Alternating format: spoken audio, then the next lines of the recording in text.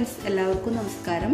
നമ്മളിന്ന് ചക്കച്ചില്ലിയാണ് തയ്യാറാക്കാൻ പോകുന്നത്. ഇപ്പോൾ ചക്കയൊക്കെ ഇഷ്ടംപോലെ കിട്ടുന്ന സമയമാണല്ലോ. അപ്പോൾ നമുക്കൊരു ചക്കച്ചില്ലി തയ്യാറാക്കി നോക്കാം. ഇത് വളരെ എളുപ്പം തയ്യാറാക്കാൻ പറ്റുന്നതാണ്.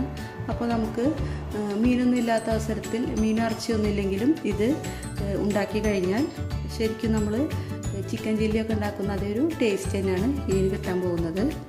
അപ്പോൾ നമുക്ക് ഈ ചക്ക ചില്ലി എങ്ങനെയാണ് തയ്യാറാക്കുന്നതെന്ന് നോക്കാം. അപ്പോൾ അതിന് വേണ്ടിയിട്ട് നമുക്ക് ഈ ചക്ക ചതുരത്തിൽ ഒന്ന് കഷ്ണങ്ങളാക്കിയിട്ട് ഇതിൻ്റെ കുരുവും പാടയൊക്കെ കളഞ്ഞിട്ട് ചതുര കഷ്ണങ്ങളാക്കിയിട്ടൊന്ന് മുറിച്ചെടുക്കാം. നമ്മളിവിടെ ഈ ചക്ക ചതുര കഷ്ണങ്ങളാക്കിയിട്ട് മുറിച്ച് എടുത്തിട്ടുണ്ട്. ഇനി നമുക്കിതിലേക്ക് ആവശ്യമായിട്ടുള്ള മസാലകൾ ചേർത്ത് കൊടുക്കാം. അതിനു മുമ്പായിട്ട് എൻ്റെ ചാനൽ ഇനിയും സബ്സ്ക്രൈബ് ചെയ്യാത്തവരായിട്ട് ആരെങ്കിലും ഉണ്ടെങ്കിൽ ദയവായിട്ടൊന്ന് സബ്സ്ക്രൈബ് ചെയ്യുക. അതോടൊപ്പമുള്ള ബെല്ലൈക്കണിൽ കൂടി ക്ലിക്ക് ചെയ്യുക. ഇതിലേക്ക് നമുക്ക് ആവശ്യത്തിനുള്ള ഉപ്പ് ചേർത്ത് കൊടുക്കാം. അതുപോലെ തന്നെ ഒരു ടേബിൾ സ്പൂണോളം മുളക് പൊടി കൂടി ചേർത്ത് കൊടുത്തിട്ടുണ്ട്. ഞാനിവിടെ കളർ കിട്ടാൻ വേണ്ടിയിട്ട് കാശ്മീരി ചില്ലിയും സാദാ മുളക് പൊടിയും കൂടി മിക്സ് ചെയ്താണ് ചേർത്തിട്ടുള്ളത്.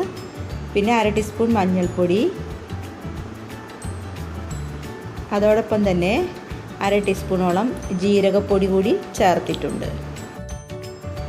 ഇനി നമുക്കിതിലേക്ക് 1 ടീസ്പൂൺ കുരുമുളക് പൊടിച്ചതും അതോടൊപ്പം തന്നെ 1 ടീസ്പൂൺ ചിക്കൻ മസാലയോ അതല്ലെങ്കിൽ ഗരം മസാലയോ ചേർത്ത് കൊടുക്കാം. ഇനി ഇതെല്ലാം കൂടിയിട്ട് നന്നായിട്ട് മിക്സ് ചെയ്തതിന് ശേഷം 1 ടീസ്പൂൺ മൈദപ്പൊടി കൂടി ചേർത്ത് കൊടുക്കാം.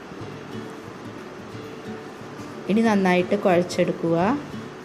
അതിനുശേഷം 2 ടീസ്പൂൺ കോൺഫ്ലവർ കൂടി ഇതിലേക്ക് ചേർത്ത് കൊടുക്കാം.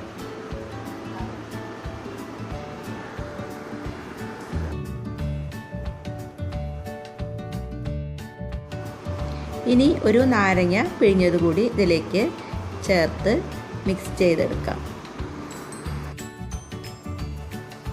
ഇനി കുറച്ച് വെള്ളം കൂടി ചേർത്തതിന് ശേഷം കൈവച്ച് നന്നായിട്ട് കുഴച്ചെടുക്കണം. വെള്ളം കൂടി പോകരുത്. ചക്കയിൽ നന്നായിട്ട് പിടിച്ചിരിക്കുന്ന പരുവത്തിൽ വേണം കുഴച്ചെടുക്കാനായിട്ട്. ഇനി കുറച്ച് സമയം ഇത് നമുക്ക് റെസ്റ്റ് ചെയ്യാനായിട്ട് വെക്കാം. ഇനി ഇതിലേക്ക് കുറച്ച് പച്ചമുളക് നടുകെ പിളർന്നതും വെളുത്തുള്ളി അരിഞ്ഞതും അതോടൊപ്പം കുറച്ച് കറിവേപ്പിലയും കൂടി എടുത്തിട്ടുണ്ട്. നമ്മളിവിടെ ഒരു പാൻ അടുപ്പിലോട്ട് വെച്ചിട്ടുണ്ട്. ഇതിലേക്ക് ആവശ്യമായ എണ്ണ ഒഴിച്ചു കൊടുക്കാം.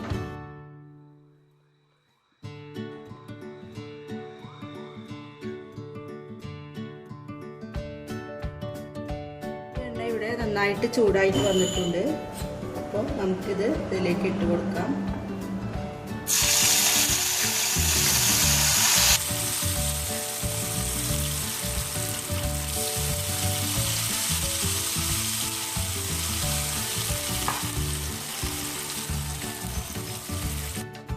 ചക്ക ഇവിടെ ഫ്രൈ ആയി വന്ന് തുടങ്ങിയിട്ടുണ്ട്. അപ്പോൾ നമുക്കിതിലേക്ക് കുറച്ച് അരിഞ്ഞ വെളുത്തുള്ളി ഇട്ട് കൊടുക്കാം. അതുപോലെ പച്ചമുളക് കീറിയതും ഇട്ട് കൊടുക്കാം.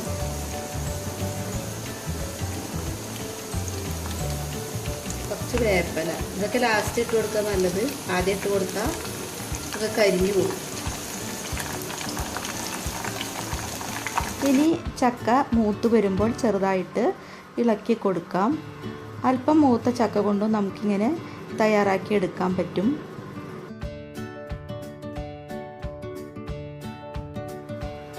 നല്ല ക്രിസ്പി ആയിട്ട് വരുന്നവരെ നന്നായിട്ട് ഫ്രൈ ചെയ്തെടുക്കണം.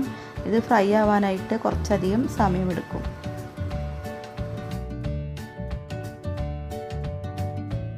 ഇപ്പോൾ നമ്മുടെ ചില്ലി ഇവിടെ റെഡിയായി വന്നിട്ടുണ്ട്. നമുക്കിതിന് ഒരു പാത്രത്തിലേക്ക് കോരി മാറ്റാം.